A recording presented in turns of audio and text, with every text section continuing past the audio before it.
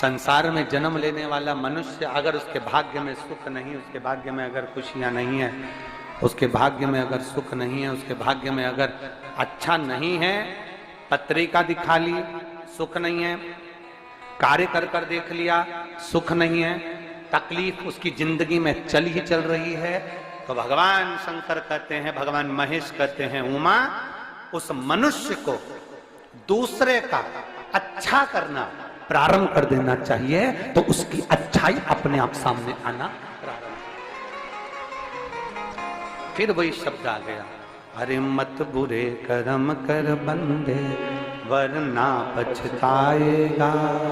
भगवान की आंखों से बच नहीं पाएगा।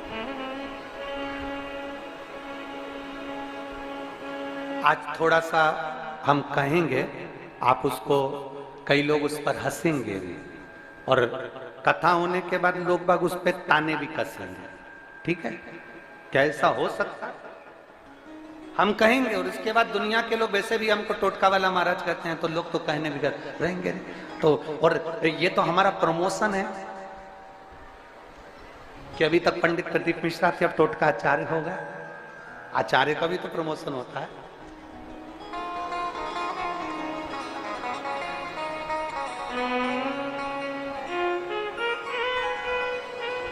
जिसका खुद का मकान नहीं हो, खुद का मकान नहीं हो, किराए के मकान में रहते रहते जिंदगी बीत रही हो, खुद का नहीं, और बहुत दुख का जीवन चल रहा हो, बहुत कष्ट का जीवन, बहुत अपना खुद का कोई मकान नहीं, मान लो प्लाट है पर मकान बन नहीं रहा, या कोई प्रॉपर्टी अपनी नहीं बन रही, तो हम इस व्यासपीठ से कहना चाहेंगे कि एक प्रयोग अवश्य करिएगा, एक प्रयोग अवश्य। अपने आसपास के 5-6 बेलपत्र के वृक्ष देख लीजिए, अपने आसपास के नजदीक के 5-6 बेलपत्र के बड़े बड़े वृक्ष देख लो या छोटे वृक्ष देख लो, उन 5-6 वृक्ष को धीरे धीरे उनकी सेवा करना प्रारंभ करो, उन वृक्षों को बड़ा करना प्रारंभ करो, उन वृक्ष के नीचे सफाई करना प्रारंभ करो, उन वृक्ष को जल देना प्रारंभ करो, उन वृक्ष को आप खाद देना प्रारंभ करो, उन वृक्ष की सेवा संभाल करना प्रारंभ कर दो, उस वृक्ष के नीचे बुआरी काटना प्रारंभ कर दो, झाड़ू लगाना प्रारंभ कर दो, उस वृक्ष के नीचे सफाई करना प्रारंभ कर दो, उस बेलपत्री के 5-6-7 वृक्ष को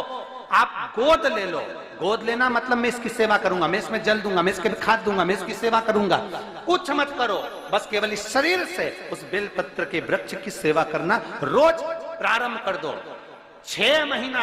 इंतजार करना और 6 महीना लगातार सेवा करना, 7वां महीना आपका और हमारा, और बताना कि भोलेनाथ ने प्रॉपर्टी दिलाई कि नहीं दिलाई और आगे बढ़ाया।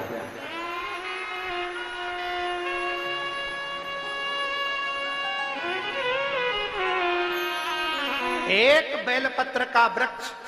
जिसके नीचे माता लक्ष्मी विराजमान होती है, एक बेलपत्र के वृक्ष के नीचे लक्ष्मी रहती है।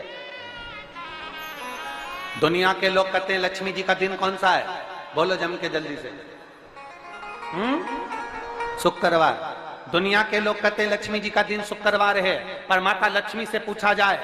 कि तुम्हारी माता ख्याति देवी नारायण भगवान के साथ तुम्हारी शादी नहीं कर रही थी, शंकर को लक्ष्मी दे रही थी, तब तुमने भगवान शंकर से विनती करी, भोले बाबा मैं नारायण, भगवान नारायण से मेरा विवाह हो, तो माता ख्याति देवी से शंकर भगवान ने विनय कर कर कहा कि लक्ष्मी जी का विवाह नारायण के साथ कर दिया जाए। भगवान नारायण के साथ जब लक्ष्मी जी का विवाह हो गया, तब लक्ष्मी जी हाथ जोड़कर बोलती हैं, बाबा मेरा विवाह नारायण के साथ हो गया, पर मैं आपके चरणों की सेवा करना चाहती हूँ, बाबा आप कृपा करिए कि मैं क्या करूं आपके लिए। शंकर भगवान कहते हैं लक्ष्मी बस 2 चीजें कर दे, एक सोमवार के दिन तू मेरे मंदिर के दरवाजे पर चौखट पर बैठ जाना, और दूसरा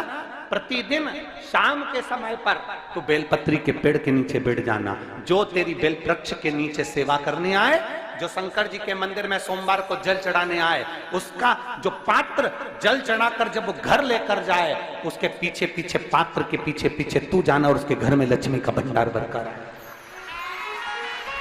लक्ष्मी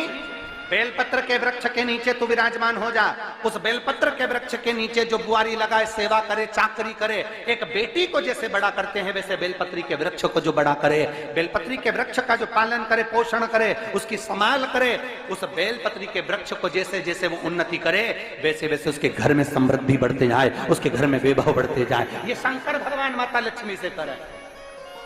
भगवान शिव माता लक्ष्मी से करे।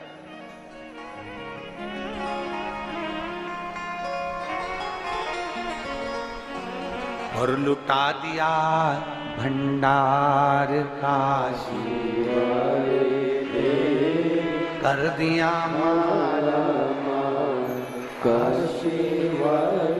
हम जानते हैं दुनिया के लोग हंसेंगे, दुनिया के लोग कहेंगे बेलपत्री के पेड़ के नीचे सेवा करने से क्या लक्ष्मी बढ़ती है, बेलपत्री के पेड़ के नीचे क्या संभाल करने से धन बढ़ता है, वैभव बढ़ता है। हम कहते हैं तुम्हारा विश्वास अगर पक्का है, शंकर के प्रति तुम्हारा भरोसा पक्का है, तो बेलपत्री के वृक्ष के नीचे तुम जाओ, तो एक नियम बनाओ, तो तुम जाओ बेलपत्र की संभाल तो करो, एक नियम बनाओ तो